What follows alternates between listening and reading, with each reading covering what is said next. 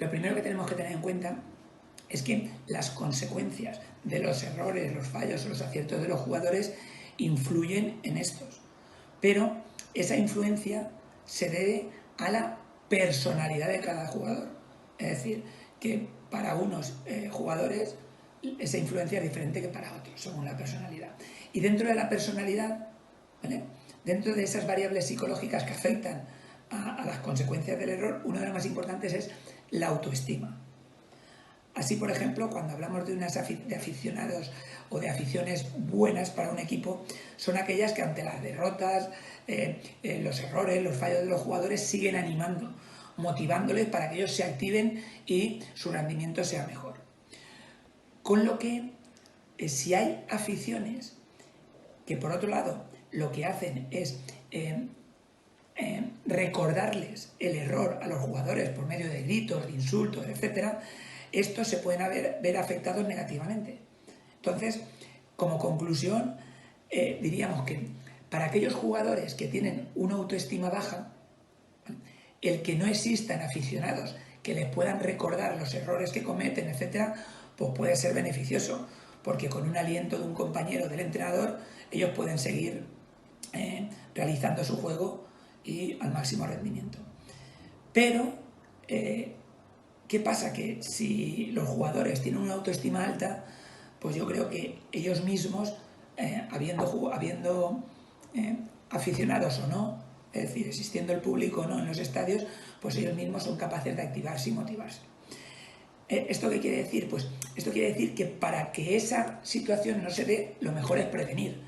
¿Cómo? Pues el entrenador y el equipo técnico tendrían que intentar valorar, nada más que vienen los jugadores, intentar valorar todas estas variables psicológicas, es decir, conocer a los jugadores psicológicamente para poder desarrollar una serie de técnicas que vayan en pro o en mejoría de ese jugador.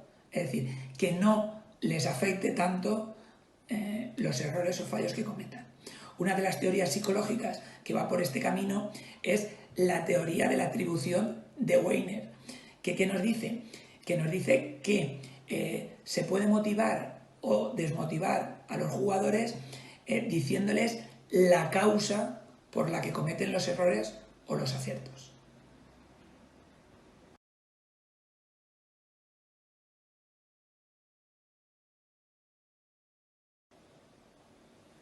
Bueno, a nivel arbitral, yo creo que los árbitros, igual que los entrenadores, igual que los futbolistas, cada día que pasa están mejor preparados, ¿vale? Tienen más experiencia. Sí que es verdad que ellos ahora han tenido toda la experiencia que han tenido pitando muchos partidos con público y ahora tendrían que intentar pitar muchos partidos sin públicos antes de empezar a pitar los partidos oficiales. No obstante, el nivel del rendimiento de todas las personas, incluso de los árbitros, depende en muchos casos de la Eurosal o nivel de activación. ¿Qué significa esto? Pues que cada uno de nosotros necesitamos un nivel de activación para rendir al máximo nivel.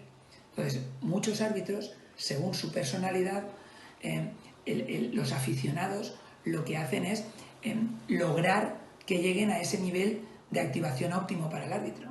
Una de las cosas que puede pasar sin aficionados es que el árbitro se relaje, pite un poco más sin menos presión, y al pitar así con menos presión, resulta que baje su nivel de activación, y al bajar su nivel de activación no tenga el mismo rendimiento que con público.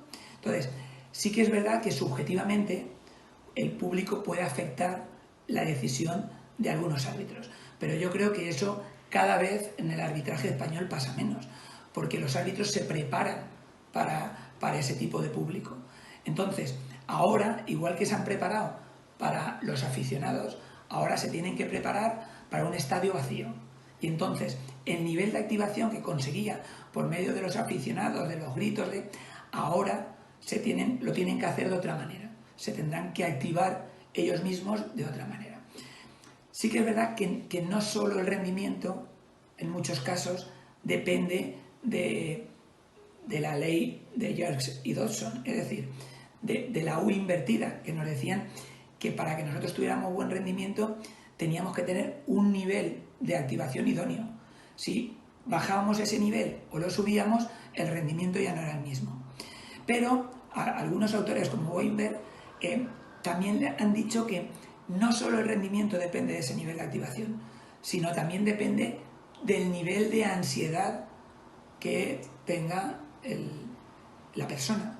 Así pues, si miramos cómo los árbitros tendrían que responder ante un estadio vacío, primero, pues teniendo experiencias con estadios vacíos, y después que vean de qué forma su nivel de activación va a ser el mismo que con el estadio lleno.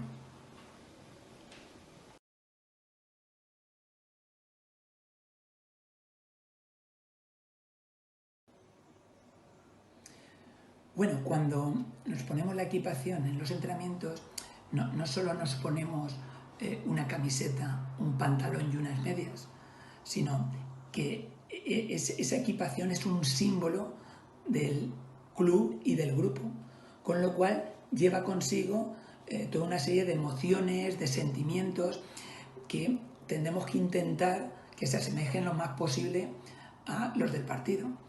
Y para que ocurra esto, es decir, para controlar todas las circunstancias y variables en los entrenamientos para que se asemejen lo máximo posible a los partidos y que esto sea positivo para el jugador y nos dé un mayor rendimiento, lo primero y lo más básico es que el jugador crea en ello. Es decir, en este caso, el ponerse la camiseta debería ir anticipado de una concienciación de lo que significa esa equipación para toda la gente aficionada a ese club, es decir, de los sentimientos que conlleva, y a partir de ahí, al ponerse la equipación en el entrenamiento, intentar que ellos sientan las mismas emociones que sienten en los partidos. Entonces, si ellos creen en ello, es lo básico para que el rendimiento sea mayor o los aspectos positivos sean mayores. Por eso, por la importancia que tiene el creer, la motivación, la atención, la concentración, es decir, por la importancia que tienen los aspectos psicológicos para el fútbol, yo últimamente no estoy hablando de una periodización táctica, sino estoy hablando de una periodización psicotáctica. Es decir, de una metodología global donde empezamos a planificar y a organizar todo teniendo en cuenta tanto los aspectos psicológicos como los tácticos, y a partir de ello colocamos todos los demás aspectos que se relacionan con ellos, pues los físicos, los técnicos, etc. Por eso hablo de una periodización psicotáctica.